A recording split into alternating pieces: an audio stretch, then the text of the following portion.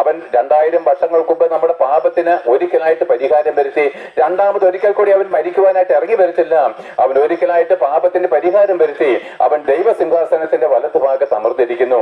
ആ യേശുക്രിസ്തു ഇനി മടങ്ങി വരുമ്പോൾ അന്ന് കർത്താവ് മരിച്ച അല്ലെങ്കിൽ ചൊരിയപ്പെട്ട രക്തത്താൽ പാപമോചനം നേടിയ വിശുദ്ധന്മാരെ തേടി അവൻ ഭൂമിയിലേക്ക് മടങ്ങി വരുമ്പോൾ പ്രിയപ്പെട്ടവരെ, നിങ്ങൾ ഓരോരുത്തരും യേശുക്രിസ്തുവിന്റെ സന്നിധിയിൽ കണ്ടെത്തണമെന്ന് ദൈവം ആഗ്രഹിക്കുന്നു. അതിന് നിങ്ങൾ എന്താണ് ചെയ്യേണ്ടത്? നിങ്ങൾ ഏത് ജാതി മതസ്ഥരുമായിക്കോട്ടെ, നിങ്ങൾ എല്ലാവരും ആദമിന്റെ മക്കളാണ്, പാപികളാണ്, നരകവിധിക്ക് യോഗ്യരാണ്, ദൈവസ്നേഹം ഇല്ലാത്തവരാണ്.